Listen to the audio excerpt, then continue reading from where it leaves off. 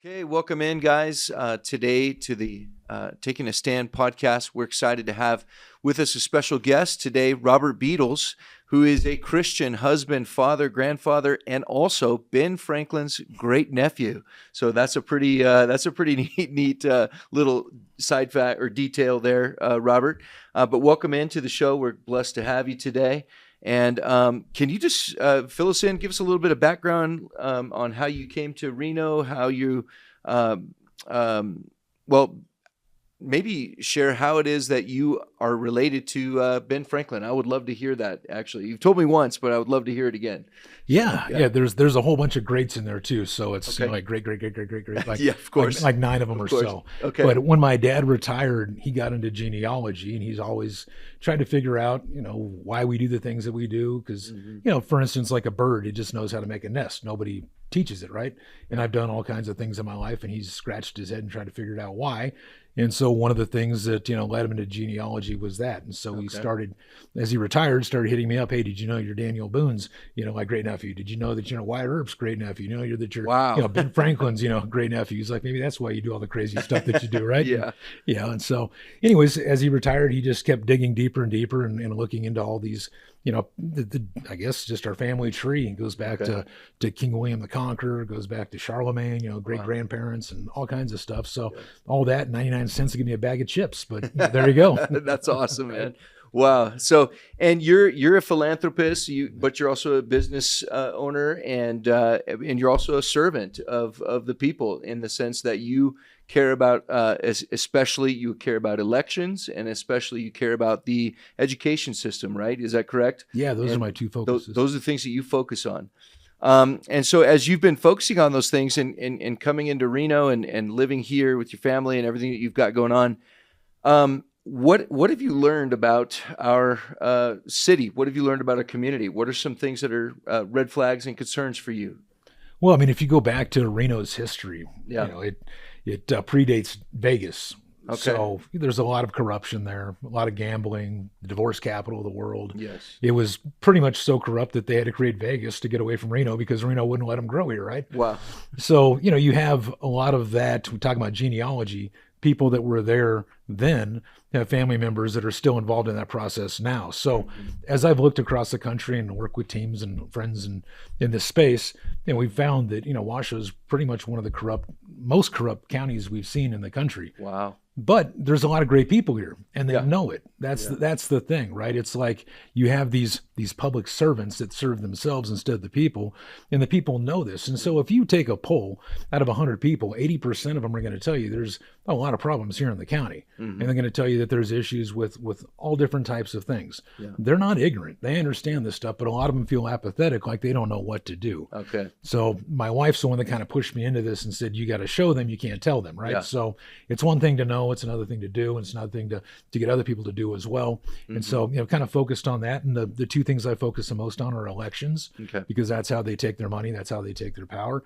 And then, of course, with those types of servants, they're not serving us, so it drives our country into the ground, as we see. Just take a look outside. And then our education system, because they poison the brains of the youth, they don't teach them the things that they need to be successful, the things to be just genuinely good humans in life, and to have skills that they need to actually be able to take care of themselves and their families later on in life. They don't teach them that stuff anymore. Now they teach them 1,000 different pronouns and all these types of things that are completely just irrelevant, that don't do anything for for them getting a job. Right. It doesn't help them put food on the table. It just creates this victim mentality. So I want to go away from all that crap and get back to what made America great, so to speak, and as well as educating our kids in the things that are really important, Christ, and then how things actually work, and then, of course, traits and schools and schooling that would get them to be able to be successful members of society versus a victim class that they're creating now. Yeah, that's good. So getting back to freedom, getting back to the Constitution, getting back to the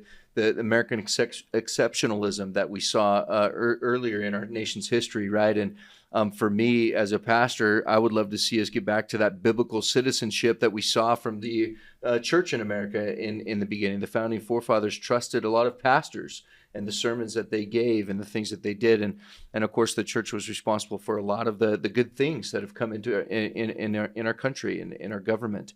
So with that, you've been working for the last couple of years here in Washoe County to expose some of the issues, the crimes of the election system. What are some of those things that you've discovered as you've been focusing on that? Well, I mean, as bad as you think it is, it's worse, right? So you can literally catch these people breaking every law on video, catch them red-handed, take it to the courts, go through 7 judges because none of them want to touch this hot potato, go to the Supreme Court. They don't want any of this evidence out there. The courts don't want any of this evidence out there. And everybody's working in concert to cover it up versus cover the issues, right? Right. So I can give you, hundreds of examples if you want.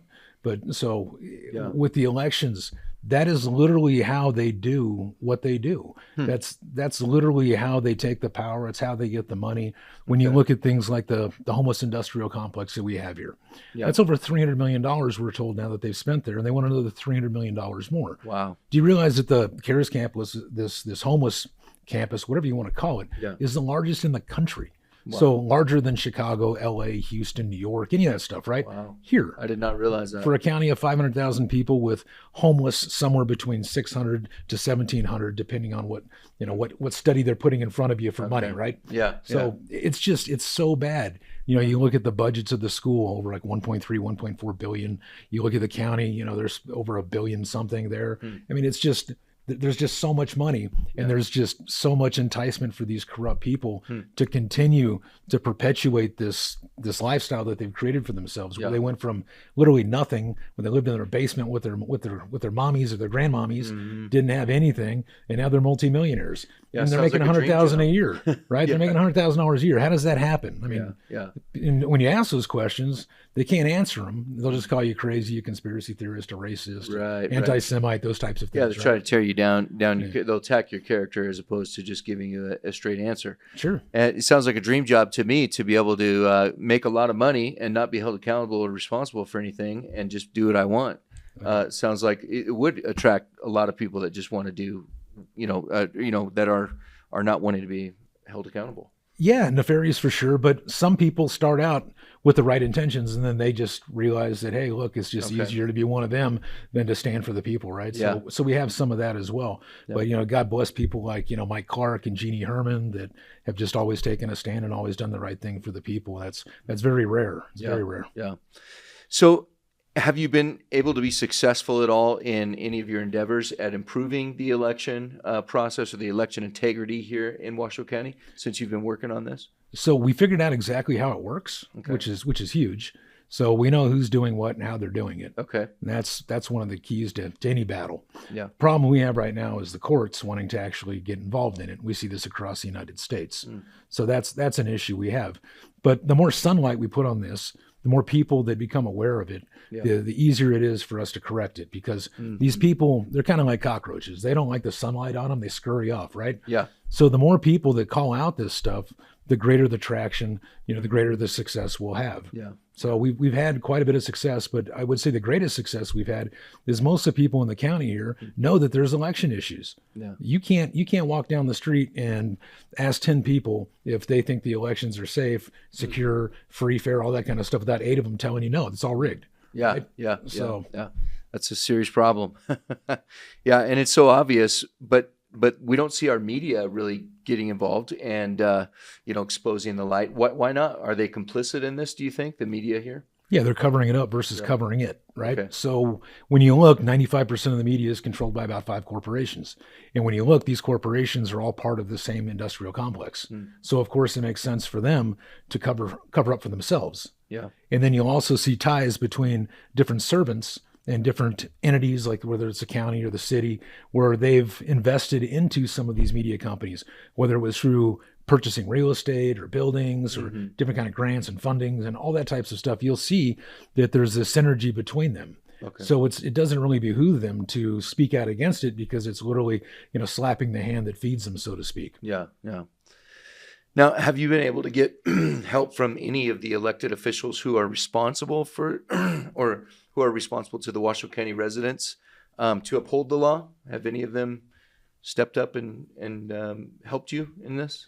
So we have some, right? Okay. We have quite a few sympathetic servants to the cause. Okay. You know, we've got good to know. we've got dozens, so which is great. Yeah.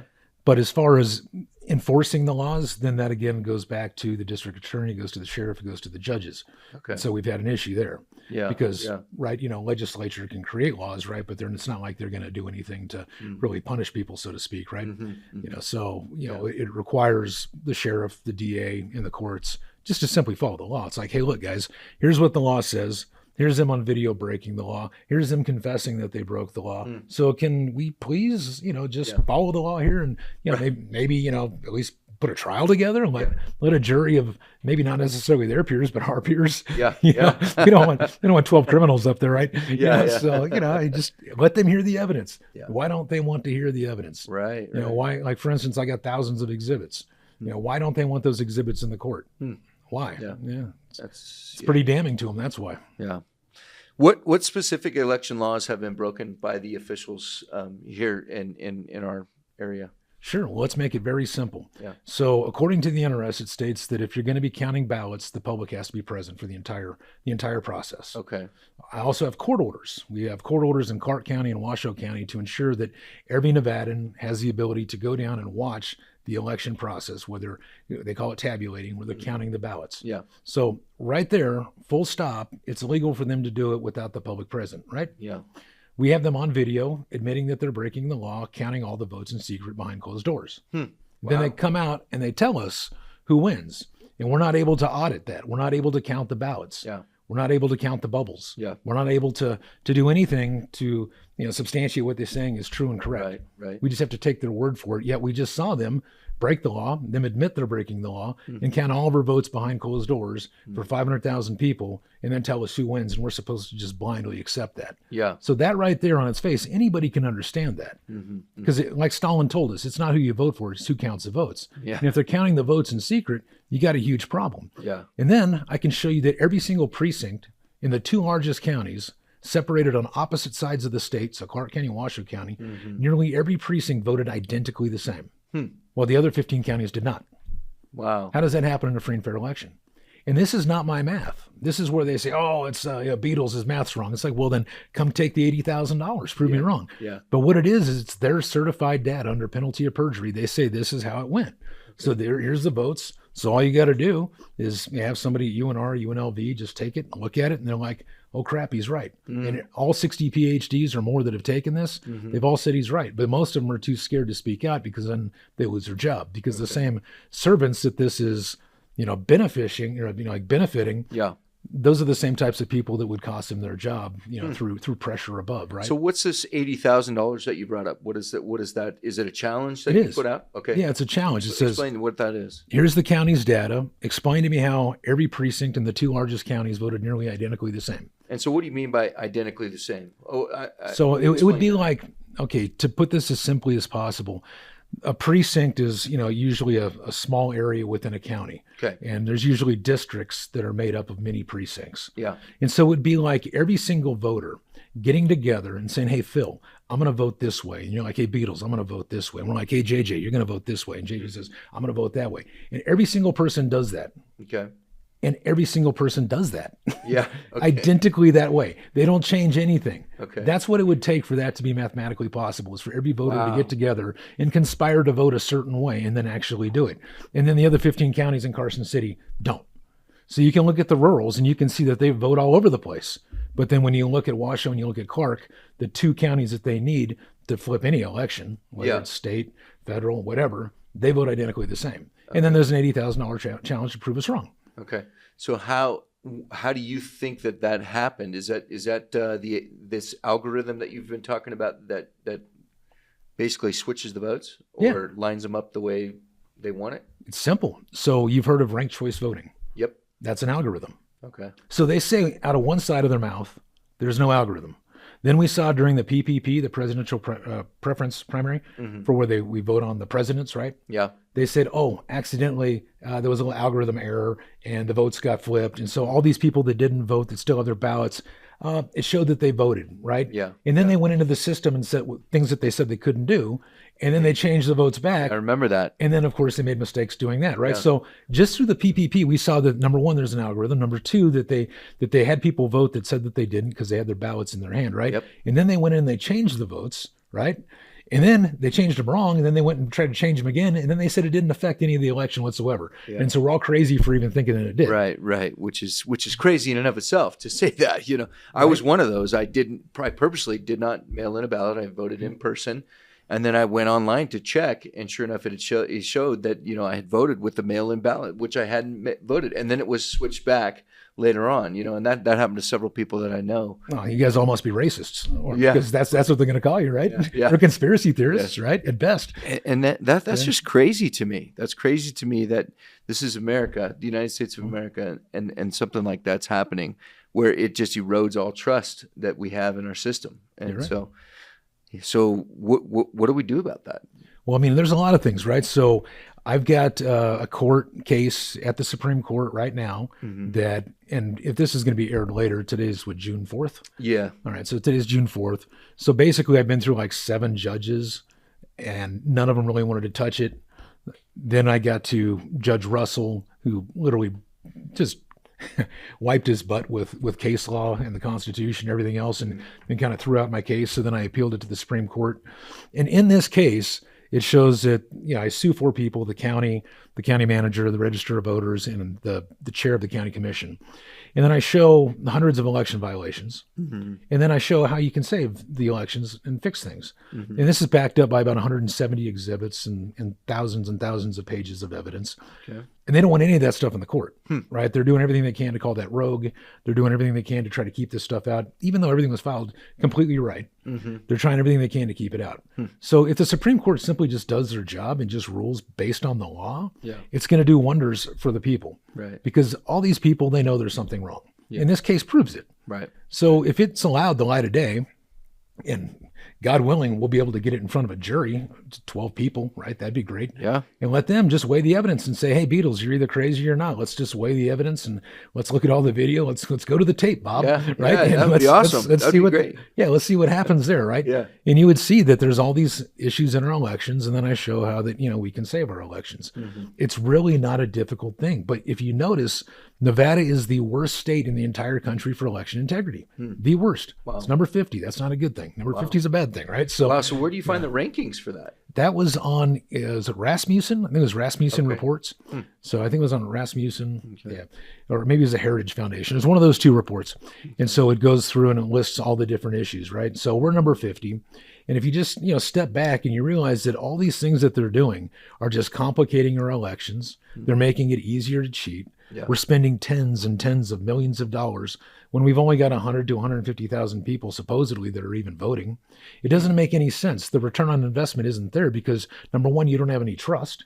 Number 2, it never works, right? If this was you and me in the private sector, and every time we tried to perform our job, we had all these issues, we would be jobless. Right. Or if it was our company, we wouldn't have a company. Yeah. Yet somehow these people are rewarded with more money, and then they blame us for just pointing out their incompetence at best. Yeah. So that's what they do, is they just, if you point out their incompetence, they name and shame you. Right? They say, oh, they're harassing us, right? No, we're not harassing. It would be the same thing as if you went to a restaurant, right? And you got to serve bad food. Yeah. But the problem here is we're only allowed to eat at one restaurant. We're only allowed to get food at one place. And so we complain, we offer, hey, look, guys, we'll go cook the food ourselves. Just let us cook it, right? Yeah. And then somehow we're the bad guys in this scenario, right? You're speaking from personal experience here because you have been slandered in the media, right? Oh, every day. They attack you all the time. Yeah, every day. Can you give us like one example of something that they say about you or how that happens?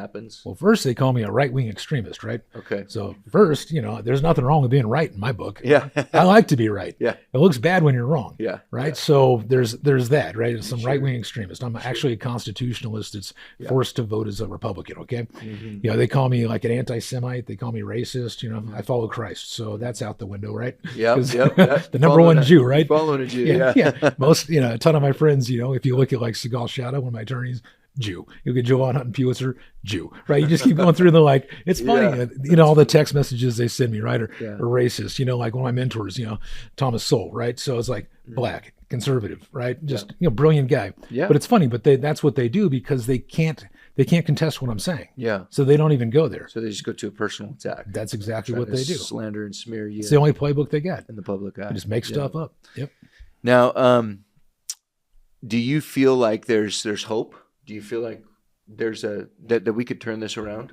Yeah, I mean it's not all that in far God's. gone. It's all in God's hands, right? Yeah, amen. Yeah, so it's when He decides, right? I'm just going to keep putting in the work and trusting in God because we're waking up more and more people all the time. Yeah, I mean even the Democrats, right? Nothing against them. They used to be, a party of Kennedy and all those types of things, and at the end they wanted America to be great, right? What we see today is not the same Democrat Party, right? That's and true. just like with the Republicans, that's not the same Reagan Republicans that we see. We see a lot of rhinos and Republicans in name only and these liberals. But regardless, even if you talk to them when a mic's not in front of them, they're going to tell you the elections are complete trash. And they know it. You could talk to whether it was Kamala Harris, right? Or you could talk to Feinstein, or you could talk to all these different types of people. They will tell you that the elections, have all kinds of issues when the mic's not on. Yeah. Right. Same thing at a local level, whether it's, the assembly, whether it's the Senate, whatever, you're going to see the same thing. They'll all talk about it. Okay. Same thing with, the Democrats county supervisor and county commission level, different parts of Nevada. They're all going to say the same thing when the mic is off. When the mic is off. That's it. Interesting. They stick together. You better believe it. Yeah. Huh. Now, so I know that you had a petition going, and part of that petition was to have a way that the votes are counted. Well, if they're going to be counted by a machine, that's great. But then also to verify the machine count with basically us voting or counting the votes as well, having a human retabulate the votes and to verify so that we have, people in the room, eyewitnesses that are counting the ballots as well as the machines. What are some other of the ideas that you had? Because there were several things that you were calling for in that petition. Yeah, I mean, people really don't understand how the election system works. And so just to boil it down to a very simple example is during COVID, they changed the laws, right? AB 321 and a bunch of other things to where now they literally mail ballots to everybody. All these ballots are in self-postage paid envelopes where you fill it out, you sign your name, and it goes back to one location, the Register of Voters, who are not checking the signatures properly. Okay. Then those ballots are counted by machines. And those ballots, the amount of bubbles that are filled in, the amount of ballots go into what's called an EMS or an election management system. Okay. So no human has ever counted the bubbles. No human has ever counted the ballots. Then you have the machines out in public. They call them, voting machines. Those have thumb drives. Every night, there's to take the thumb drive out that records all the votes, and then they plug that into the same EMS, the election management system. So you've had all the votes from the machines and all the votes from paper go without a single eyeball counting the bubbles or counting the amount of ballots. And if you just stop right there, you now have to trust what the EMS says. You have to trust that this little black box, what it reports, if there's no nefarious acts whatsoever, right, what it says is true. Because you're not allowed to count the ballots after the election. So if Phil wanted to go and count all the ballots after the election, you can't. You can get all the envelopes, so you can get everything that you need to steal somebody's identification, but you cannot look at an anonymous ballot that has nothing but bubbled in bubbles on it. Wow. So we have to take the word for these people. Yeah. You know what I mean? Yeah. So that's a huge problem. So any grocery store, if you have a cash register, a clerk that's working the register, they typically have, a little bit of redundancy, right? So the register, the person working it says, here's my tally at the end of the night. Then usually a supervisor comes and checks their work, right? We don't have any of that in our elections. So when the machines say one thing, we don't have anybody that verifies what they say. Can I go back and check my vote or no? Of course not. I can't go back and see that my vote counted towards. Nope. There's no way to do that. Nope. Wow. Nope. You have to trust what they say, and you have to trust that your vote counted the way you intended, right? Wow. So a lot of people don't even understand. That's definitely not the way it's always been. When did it become like that? Well, in Nevada, we started going downhill big time around 2004. Okay. So, and it's just gotten worse and worse and worse. And then when COVID hit, like it was just, it's just a free for all for corruption. Like they just use everything there to basically bring in all these ballots under one roof and have just a handful of people tell us the outcome. Okay. Right? So let me ask you this, because I tell our people in our church to vote all the time, and I'm telling them, register to vote, get out there and vote. Yes. Are you saying we shouldn't do that because it's just not worth it? It's just a game? Well, It's just for show? it's a sad reality at this point. However, if we're able to, just like we saw with Jeannie Herman and Mike Clark, they got a ton of votes. They got so many votes, they weren't able to rig it enough without screwing up a state election. So at a local level, I think it does have a lot of impact. But what you have to remember, too, is they do what's called ballot harvesting. And so because they're not checking the signatures properly, because they're sending out all these ballots to people on the voter rolls that don't exist or have moved or whatever, these nefarious actors can come get all these ballots, fill them out, Mickey Mouse, Donald Duck, whatever, send them in, and they get counted as legitimate ballots.